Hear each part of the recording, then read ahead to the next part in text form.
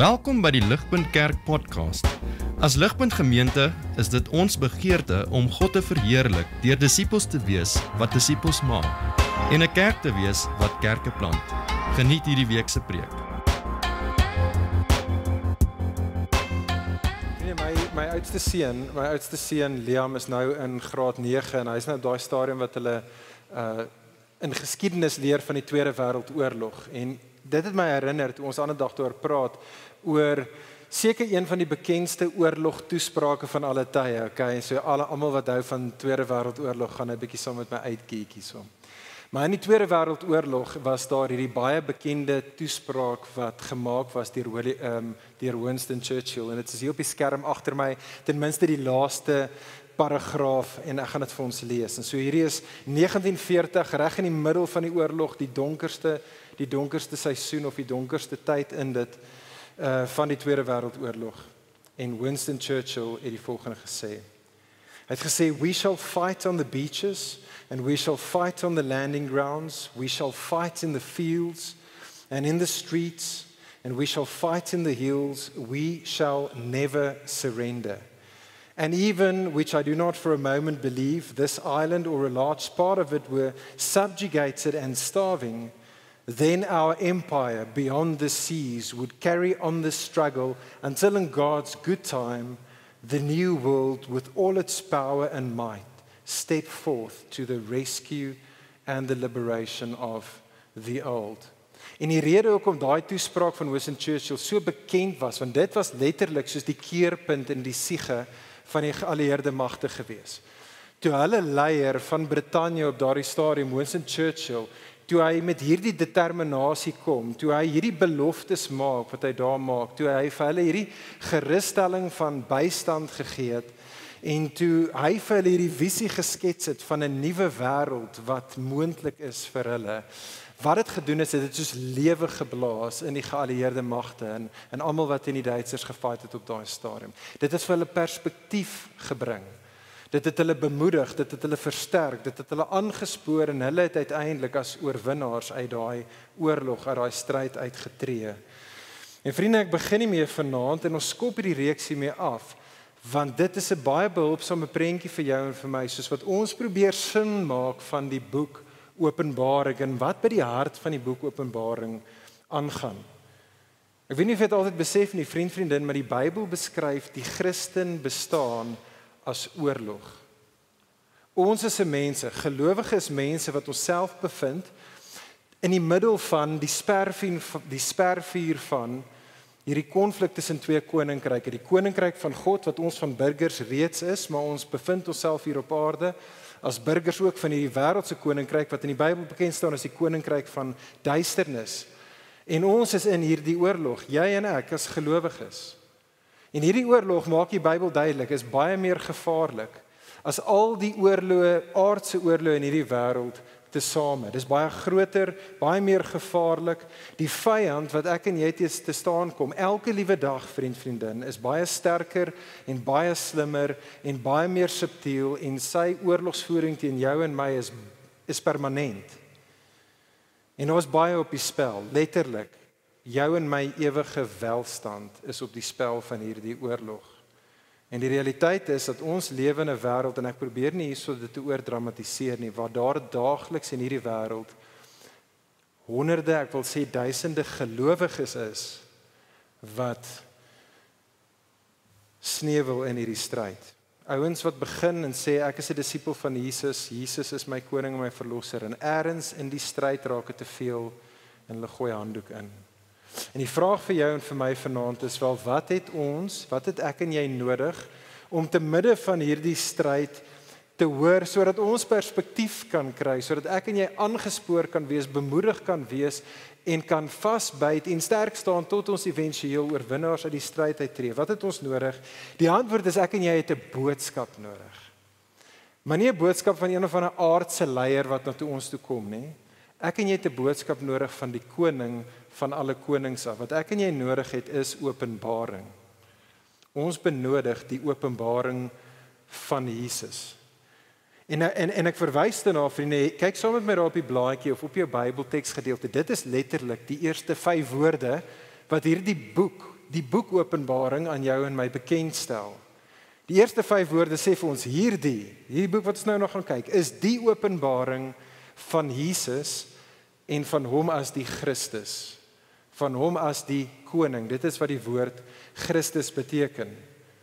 Maar hier is jou en my uitdaging. Alhoewel die vroeë kerk het besluit om die boek Openbaring reg aan die einde van ons Bybels te sit, so in die Nuwe Testament kanon, het die vroeë kerk, en hulle was 100% reg om dit te doen, het hulle gesê, hoor hierso, die boek Openbaring moet heel aan die einde kom, want dit is as dit ware soos God se famous last words aan jou en aan my, en hulle was regtoe gewees, maar die ironie of die tragedie is, alhoewel hierdie God se famous last words aan jou en my is hierdie seker die boek in die Bybel, verseker in die Nuwe Testament, wat ek en jy die slegste ken.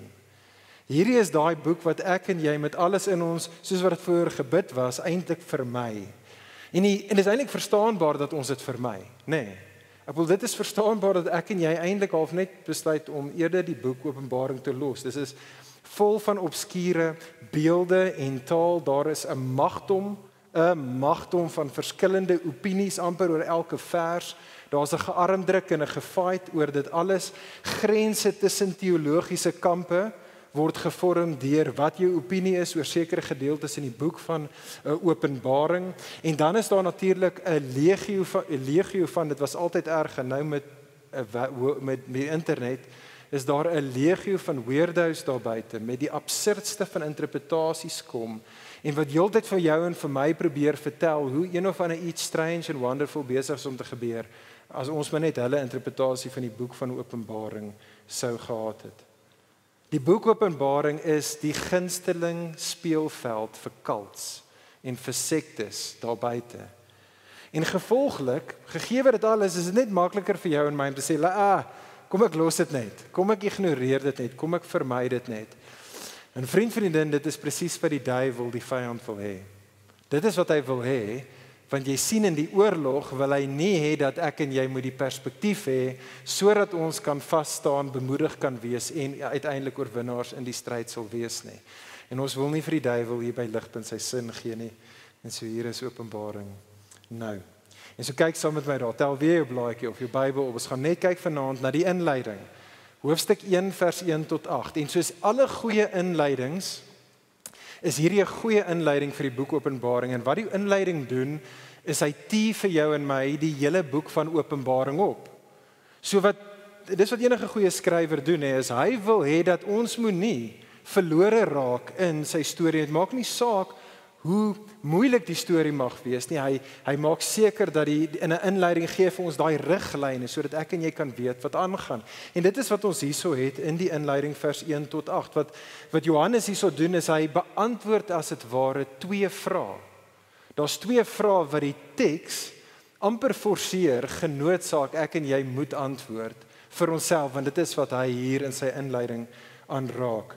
Die 2 vrae gaan wees, een is wel watter tipe van boek is hierdie wat ons in ons hande het, hierdie boek Openbaring, watter tipe van boek is dit, en dan tweedens, waaroor handel die boek of waaroor gaan die boek Openbaring?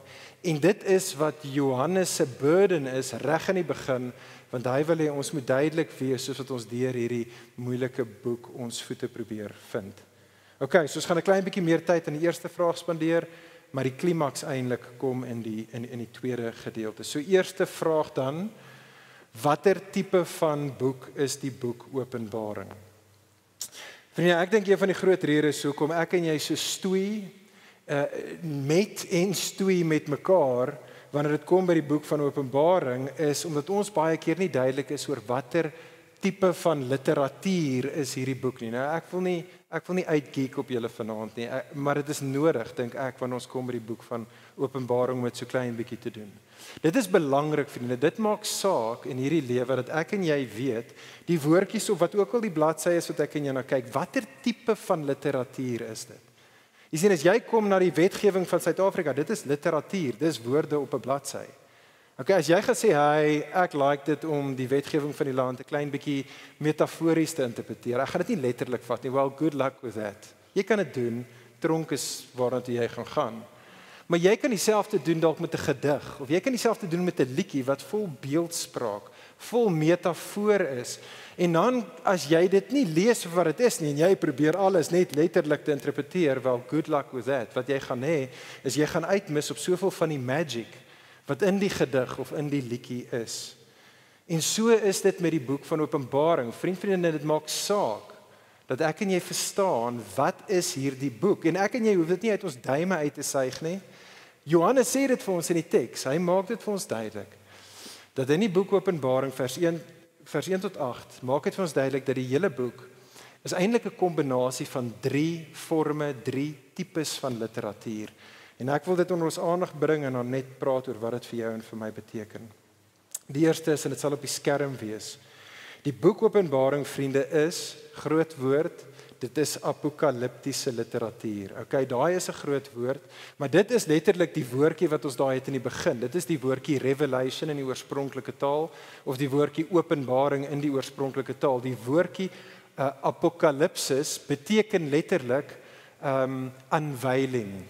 So dink oor, jy is in jou kamer, en in jou kamer is daar gordyne, en jy gaan en jy trek die gordyne oop van daardie realiteit waarin jy jouself bevind, sodat jy 'n ander realiteit buite jou wêreld kan sien. En dit is wat die woordjie beteken, dit is wat die boek is. Die boek is God wat, as dit ware, die gordyne van hierdie wêreld wegtrek, sodat ek en jy die perspektief kan kry van die realiteit aan die ander kant, 'n hemelse perspektief. En soos wat ons daai hemelse perspektief kry met die gordyn wat weggetrek word, help dit jou en my om eintlik 'n beter aardse perspektief te kry. En dit is wat ek en jy nodig het om hier te begryp en te besef. Daar's 'n paar gedeeltes van boeke in die Ou Testament wat ook hierdie literatuurvorm is van apokaliptiese literatuur, 'n bietjie in Daniël, 'n bietjie in Esegiel, daar's 'n bietjie in Sagaria. Daar is ook 'n klomp ander boeke buite die Bybel, Joodse boeke van die 1ste eeu, wat ook hierdie tipe van skryfstyl gehad het. Dit is belangrik, want dit beteken ek en jy kan nie besluit, hoe lees ek hierdie boek nie? Nee, dis ouens wat 2000 jaar terug in hierdie manier, op hierdie reëls opgemaak het vir hoe hulle hierdie boek gelees het. En ons wil luister na hulle.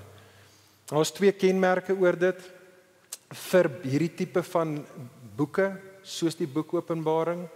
Die eerste kenmerk is dat dit fokus op die laaste dae, maar die laaste dae in die Bybel en in die Nuwe Testament verwys na die tyd wanneer God se koninkryk ingebring word. So die laaste dae het begin toe Jesus op aarde die eerste keer al ingekom het. Maar wat apokaliptiese literatuur ook op fokus, of verder 'n ander kenmerk is, dat in hierdie tipe van boeke, soos Openbaring, kommunikeer God, hierdie is baie belangrik, God kommunikeer waarhede by wyse van visioene. En visioene, vriende, is beelde. Visioene is prente. Visioene is simboliek. Dit word vir ons bevestig net daar in die gedeelte, daai woordjie in vers 1 waar Johannes sê hierdie dinge was made known to me. Daai woordjie letterlik is 'n woordjie wat net beteken to signify, om iets te simboliseer. Dit is ook hoekom die teks praat van dit word vir hom gewys. En reg deur die boek van Openbaring is daar hierdie visioene en dit is Jesus wat sê vir Johannes, laat ek vir jou wys, laat ek vir jou wys. Dit is prentjies, dit is beelde. Dit is simboliek, soos, net voorbeelde, die kerk gaan ons sien, word gesimboliseer as 'n kandelaar. Nie dat die kerk 'n kandelaar is nie, dit kommunikeer vir jou iets oor wat die kerk is. Jesus gaan gesimboliseer word as die lam, of as die leeu. Jesus is nie regtig egte lam of 'n leeu nie. Dit is prentjies wat iets kommunikeer van wie Jesus is. Die duiwel gaan gesimboliseer word as 'n draak. Die wêreld, magte van hierdie wêreld gaan gesimboliseer word as 'n prostituut. Al hierdie technicolor prentjies vir jou en vir my. Dink saam met my vinnig aan kinders, aan kleuters. Okay, ek weet baie van julle hier het nog nie klein kiddies nie, maar julle sal hier onthou van julleself en julle het al almal klein kiddies gesien, kleuters. Een van die dinge van kleuters is dat hulle is baie groot op verbeelding, op imagination. Vir 'n kleuter is die wêreld vol van betowering en avontuur. waar enige iets moontlik is, en daar is monsters, en daar is gediertes, dalk net onder jou bed, verseker in jou linnekas. En kleuters is oortuig dat daar is helde, daar is 'n held, 'n ridder op 'n wit perd, wat kom om die draak te kom verslaan. Maar dan, as hulle hier by 5 of 6 raak dit vir ons as groot mense so 'n bietjie annoying, en dan begin ons, ouers doen dit in die wêreld om het doen dit met jong kinders en met kleuters, ons vereis van hulle om groot te word. Ons wil hulle wakker skrik uit die sprokiesverhaal wat hulle van die wêreld maak. Ons sê vir hulle, hoor hierso, julle moet meer realisties wees. Hoor, hierdie is 'n fisiese wêreld, hierdie is 'n materiële wêreld. Hier moet jy jou eie fights fight. Niemand gaan vir jou opstaan nie. Jy het nodig om na jouself om te sien. En vriende, die boek van Openbaring is God wat vir jou en vir my sê nonsens. Ons is verkeerd. Die boek van Openbaring word geskryf aan jou en my in die taal van Jesus om jou en my te kry om weer soos kinders te glo. Hoor asseblief tog mooi, vriendin, soos jy vanaand hier so sit, meeste van ons hier. Ek wil so ver sê as jy 'n Afrikaner is, of jy Afrikaans is, of 'n Suid-Afrikaner is. Ek dink dit is waar van almal van ons. Ek en jy, vriende, ons benodig nie meer inligting nie. Ons het meer as genoeg inligting. Ek en jy benodig meer verbeelding. Openbaring is nie 'n boek wat vir jou en vir my eintlik enige nuwe inligting gee nie. Alles wat God in ons wil openbaar, het hy voor die boek van Openbaring reeds vir ons gesê in die Ou Testament en in die res van die Nuwe Testament. Die dinge wat ons vind in Openbaring gee nie vir jou en vir my nuwe inligting wat hy nie klaar vir ons in Jesus openbaar het nie, maar wat dit doen is dit gee dit vir ons op 'n nuwe manier. Dit gee vir ons dit van 'n ander hoek af. Daai selfde storie kom op as dit ware deur ander sintuie, veral deur ons visie. By wyse van visioene, by wyse van beeldspraak, van prente, kom dit na jou en na my toe. Wat die boek van Openbaring wil doen, vriendin, dit is so sniffing salts. Ek weet nie of, ek sien dit net in movies. Jy weet sniffing salts, iemand is uitgeslaan en dan sit hulle iets so voor sy neus en dan ruik hy nou, dan skrik hy soos wakker. Dit is wat die boek van Openbaring is. Die boek van Openbaring wil jou en my wakker maak. Want ek en jy lewe in 'n wêreld waar al die magic uit hierdie wêreld uitgehaal word. Waar alles is net die fisiese, alles is net dit wat ek en jy kan meet en kan observeer. En wat die boek van Openbaring wil doen is, dit wil vir ons sê is, word wakker, skrik wat wakker. Sien raak wat eintlik aan die gebeur is. Kom, sê God, kom ek vat die gordyne weg. Sodat jy werklik kan sien realiteit vir wat dit werklik is. Nie vir wat hierdie wêreld vir jou sê en wat jy dink nie. Maar gee vir jou die hemelse perspektief en dan ewe skielik. Dan begin jy sien wat eintlik in hierdie wêreld om jou aan die gang is. Verder, hierdie boek is profetiese literatuur. Sien jy daar in vers 3? Vers 3 sê Johannes dit vir ons, hy wil hê ons moet dit verstaan.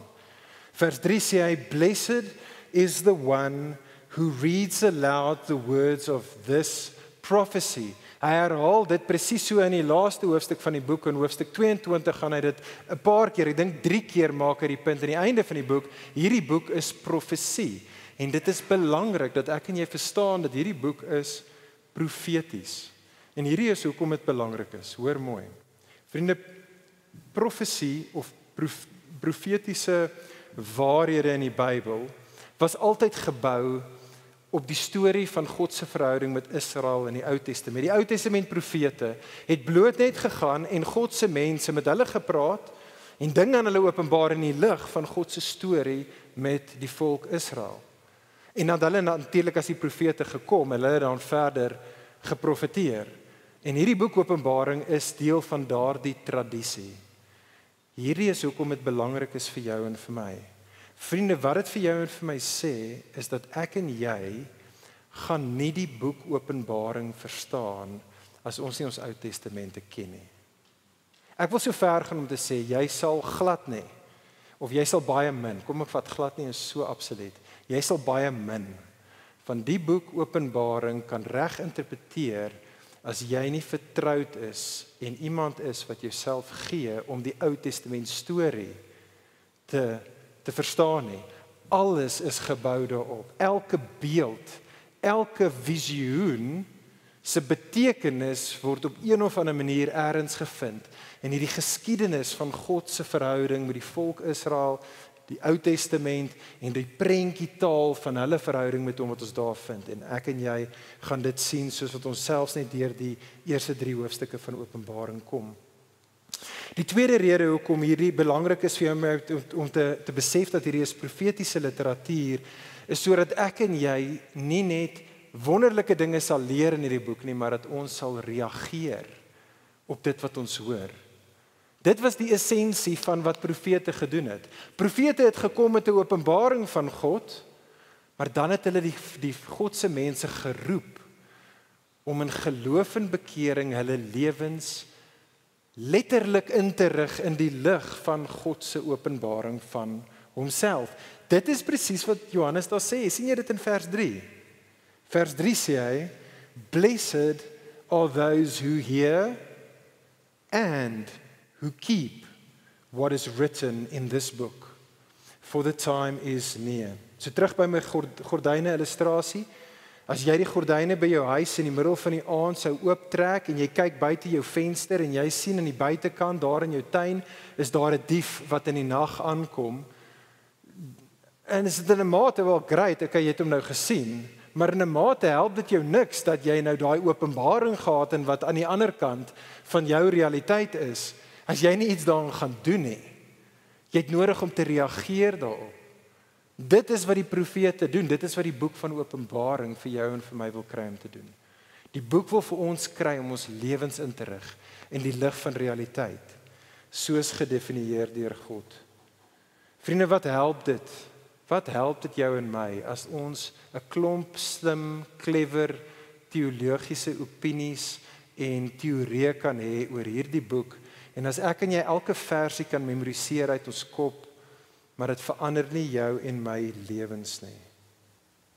Die wonderlike nuus hier, kyk aan vers 3. Hierdie boek beloof aan ons seëning.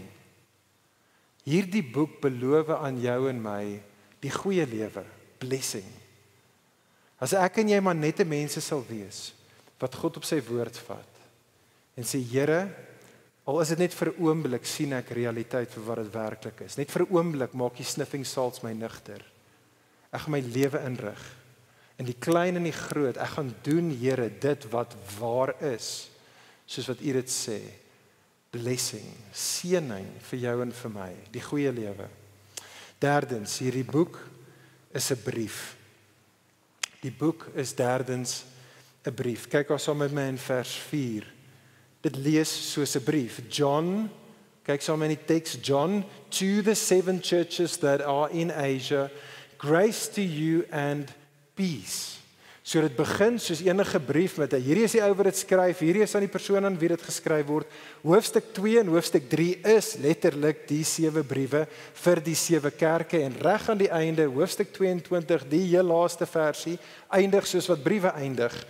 In hoofstuk 22 vers 21 sê Johannes, the grace of the Lord Jesus be with us all. Amen. En vriende, hierdie is hoekom dit belangrik is dat ek en jy, soos wat ons deur die boek Openbaring lees, heeltyd vir onsself sê, hoor, hierdie is 'n brief. Hierdie is 'n brief, dit maak saak. Dit maak baie saak. Dit maak baie saak vir jou verhouding met die Here. Die rede hoekom dit belangrik is, wat dit vir ons sê, is dat die boek, as dit 'n brief is, beteken dit dat die boek Openbaring behoort pastoraal gelees te word. Hierdie is wat ek daarmee bedoel. 'n Brief, vriendin, is persoonlik. Dit is wat briewe is. Ek praat nou weer oor my laaitie Liam, maar kyk, ek het nou van die begin met hom gepraat weer 'n keer, maar hy was in die begin van die jaar met die hoërskool waar hy is, was hy vir 3 weke weg op 'n boskamp, en dit was nogals hardcore geweest. En een van die dinge wat hulle op die boskamp doen, is ons geen kommunikasie tussen hom en die ouers nie. Wel ten minste, hy het nie 'n selfoon, mag nie 'n selfoon hê nie, ons mag nie hom bel nie, vir 3 weke nie, hy's in die middel van die bos. Al wat ons mag doen is, ons mag 2 keer vir hom briewe skryf, hy mag 2 keer vir ons briewe skryf, dis al. En ek dink dit was 'n brilliant move van die skool gewees. Want julle sien, briewe is meer as enige ander vorm van kommunikasie in hierdie wêreld, so intiem. Meer as enige ander ding wat jy kan kommunikeer aan iemand, is 'n brief. Tip, ou vir 'n meisie, skryf vir haar 'n brief. Vrou vir jou man, ons hou ook van briewe. Skryf vir jou kinders briewe, skryf vir jou ouers briewe. Daar's iets aan briewe. Briewe is persoonlik, briewe is intiem. En hier's die amazing ding. Vriende, God gee vir ons 'n brief. Hierdie boek is 'n brief vir jou en vir my. Hoor mooi, Openbaring is nie 'n teologiese blokkiesraaisel nie. Openbaring, die boek Openbaring is nie 'n geskiedkundige handboek nie. Die boek Openbaring is nie 'n eindtyd padkaart nie. Nee, dit is 'n liefdesbrief vanaf die lewende God aan jou en my persoonlik. Hy wil jou en my herinner, op maniere dit vir ons kommunikeer, wat ek en jy dalk nie altyd baie mooi hoor nie. Hy wil dit op visuele maniere, op 'n emosionele manier, 'n manier wat ons sintuie wakker maak. Wil God vir jou en vir my sê, hoor jy, ek is lief vir jou. Ek is lief vir jou. Hy wil ons herinner aan hoe committed hy is teenoor ons, en hy wil ons uitnooi om dan te midde van die stryd en die oorlog waarin ons osself bevind, wil hy ons uitnooi tot verhouding. Hy wil ons uitnooi om te vertrou in hom, en hy wil ons uitnooi om getrou te bly aan hom. Jy gaan dit net onthou as jy na hierdie boek toe kom, en onthou dit is 'n brief. Maar laastens hier, die feit dat dit 'n brief is, help jou en my ook om nie dit so persoonlik te maak dat ek en jy die boek narcissisties hanteer. Jy het al ouens gesien wat dit doen? Hulle lees die boek Openbaring met die koerant voor hulle.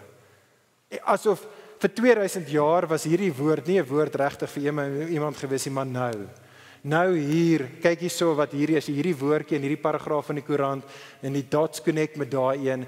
Hierdie is presies nou. Hierdie is 'n woord wat die Here vir my gee en dit is net waar hier in my tyd en in my plek in 2023 in Pretoria.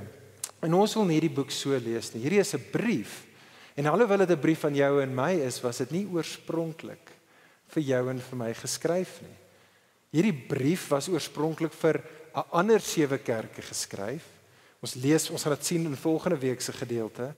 In hoofstuk 1 vers 11 gaan ons sien dat hierdie boek is geskryf vir 7 kerke in Klein-Asië. Ons gaan sien dat hulle was spesifiek in vervolging gewees. En dit gaan selfs duidelik wees in die teks hoekom hulle in vervolging was. Hulle was in vervolging want dit was min of meer in die einde van die 1ste eeu, min of meer 95 AD. Keiser Domitian was die keiser van die Romeinse Ryk op daardie stadium en hy het rondgegaan en hy het gesê, ek wat die keiser is, ek is die Here. Ek is die God en die koning van die wêreld. En meeste mense in die Romeinse Ryk het geluister vir hom, behalwe die Christene. Die Christene het gesê, nee, Jesus is die Here. En dit is, vriende, wat die boek vir jou en vir my gaan sê. Die boek van Openbaring gaan kommunikeer, het antwoord eintlik hierdie vraag. Wie is die Here? Wie is eintlik die Here? Is dit keiser en almal wat in gesag en mag in hierdie wêreld is, soos die keisers van ouds? Of is dit Jesus? En dit is wat die boek oor gaan, en dit bring ons dan by my die tweede punt, wat korter gaan wees, maar hier wil ek hê, as ek jou nou verloor het, as dit vir jou 'n bietjie boring was tot en met nou, sit regop. Hierdie is belangrik. Tweede vraag wat Johannes hier antwoord is, hy gaan dan verder in die inleiding, en hy beantwoord die vraag, waaroor handel die boek Openbaring? Hy sê dit vir ons, en hierdie is nie kompleks nie, as die res van die goed vir jou so klein bietjie te tegnies was, hierdie is super eenvoudig, kan dit in een woord sê, die boek gaan oor Jesus. Surprise, surprise. Die boek gaan oor Jesus. Kyk daar, kyk saam met my vers 1. Hierdie is die openbaring oor Jesus en oor Jesus as die Christus, oor Jesus as die koning. En wat baie belangrik is hierso, is dat ek en jy begryp dat Openbaring, veral vers 1 en vers 2, hierdie eerste 2 verse is gebou op of het verwysing met 'n baie belangrike teksgedeelte in die Ou Testament, en dit gaan hier op die skerm wees. Sien raak saam met my hierso Daniël hoofstuk 2. Want Openbaring 1 is gebou op Daniël hoofstuk 2, as julle daar kan sien, nogals klein. Maar laat ek gou vinnig ons net herinner, sonnaarskoollesie gou vinnig. Onthou julle Daniël 2 wat gebeur het? Koning Nebukadneser is op daardie stadium die koning van al die koninkryke as dit ware van die aarde. Hy is die main man en hy kry dan hierdie droom wat hom totaal en al uitfreek. Hy sien hierdie standbeeld wat gemaak is uit verskillende materiale en dan kom maar hierdie klein, dit lyk baie insignificant klippietjie en die hele standbeeld val en breek in krummels. Hy freak uit, niemand kan vir hom vertel wat sy droom is nie. Daniël kan dit, die woord openbaar. Daniël kom dan en hy verduidelik aan hom wat aangaan. En jy kan daarso sien, net daarso op die twee gedeeltes langs mekaar, as jy na die color coding kyk, dis letterlik dieselfde woorde, die idee van God wat openbaar en dinge bekend maak, wat vertel dit wat sal wees, beelde wat gesien word. Ons gedeelte kom uit Daniël hoofstuk 2 uit. En die klimaks wat Daniël sê vir koning Nebukadneser, kyk sommer op die volgende slide, is die woorde van Daniël 2 vers 44. Daniël sê vir hom, hierdie is die shot tussen die oë van Nebukadneser, and in the days of those kings, the God of heaven will set up a kingdom that shall never be destroyed, nor shall the kingdom be left to another people. It shall break in pieces all these kingdoms and bring them to an end, and it shall stand. God's kingdom shall stand forever. Die punt is, vriende, van ons gedeelte in Openbaring hoofstuk 1, die punt wat gemaak word is, Jesus is die koning. Van Daniël 2 vers 44. Hy is God se koning wat in die laaste dae gekroon is.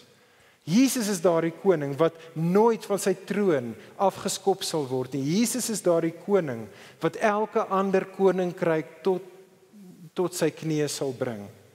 En dit is ook wat ons daarso sien in vers 2, as jy saam met my kyk, ons word gesê hierdie getuienis is oor Jesus en wat? Jesus as die Christus. Jesus as die koning. Ons sien dieselfde dan ook in die gedeelte oor die brief.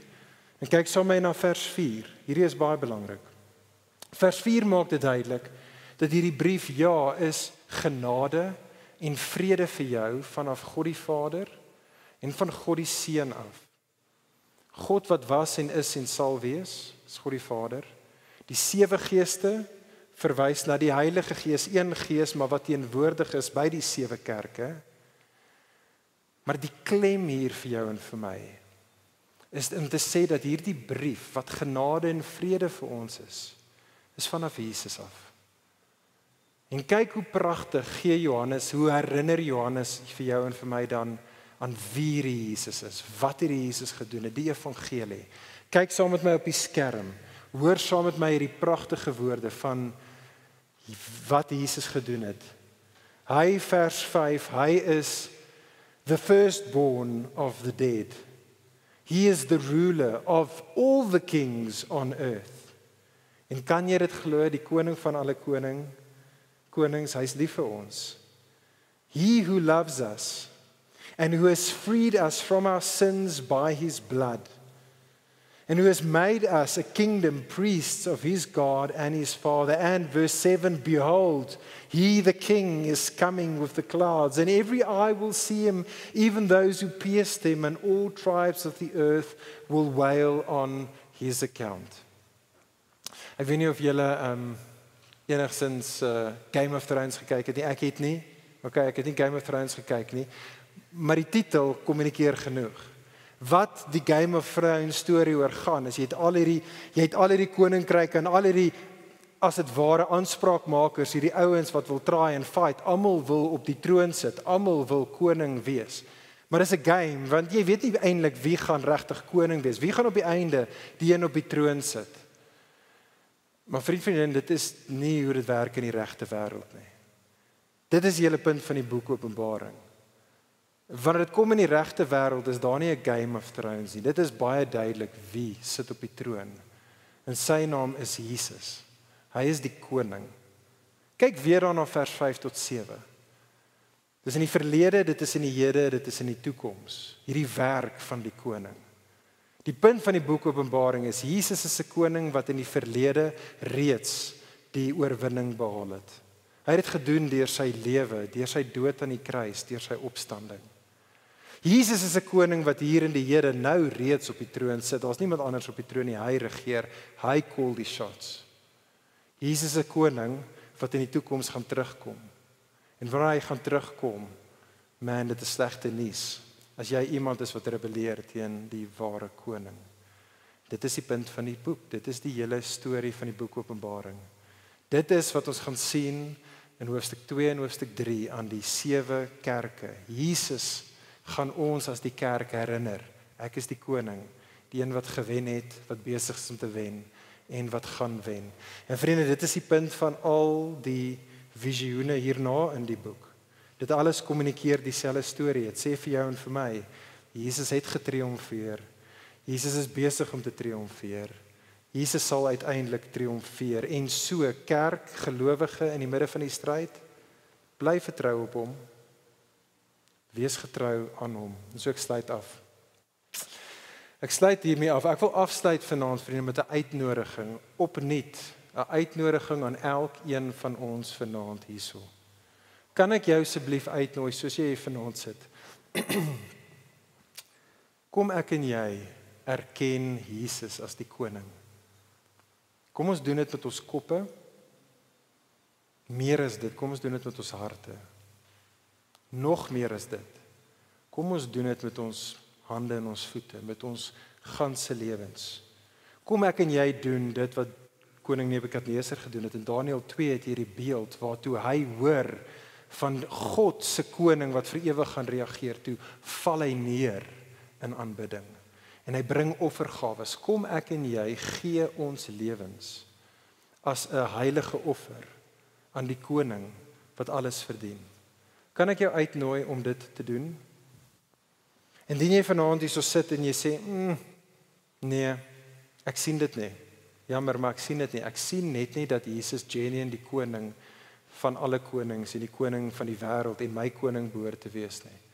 As dit jy is, kan ek jou asseblief waarsku.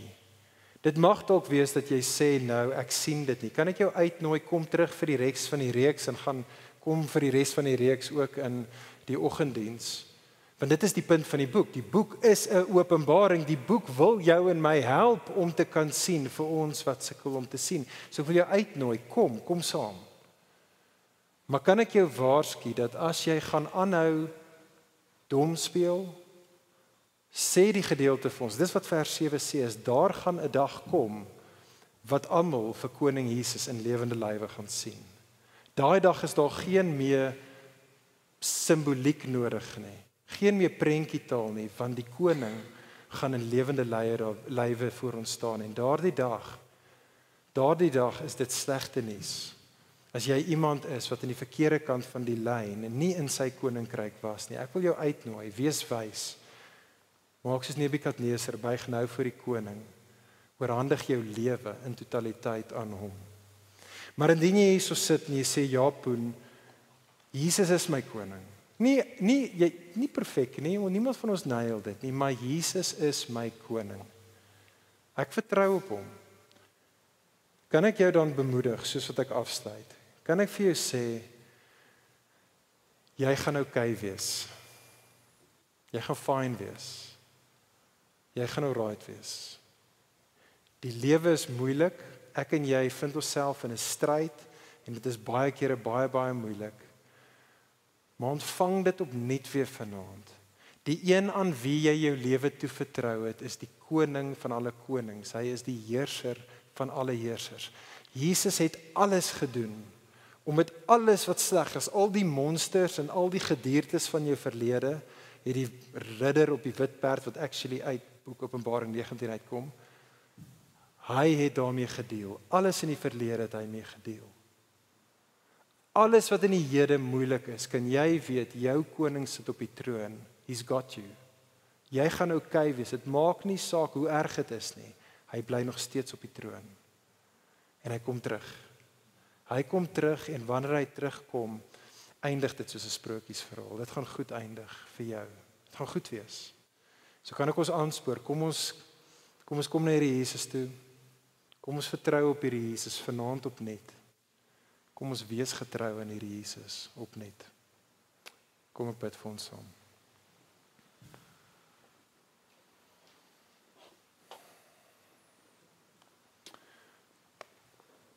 Ag Hemelse Vader, ek bid vir elkeen van ons hierso, vir ons wat dronk en sonder perspektief op die beste van tye deur hierdie lewe gaan.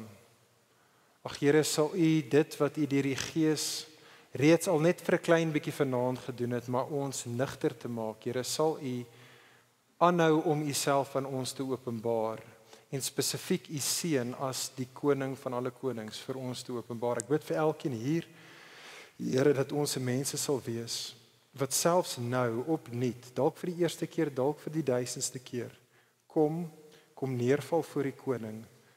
Nie net met sang nie, maar ons lewens in offergawe en aanbidding vir hom gee. Here, sal U ons help, want ons is swak en die oorlog is swaar. Sal U ons deur U Gees help om in ons koning Jesus te bly vertrou. Sal U ons deur die Gees bekragtig om getrou te bly aan die koning, tot daardie dag wat hy gaan terugkom en ons saam met hom gaan wees, happily ever after. Ons bid dit in sy goeie naam. Amen.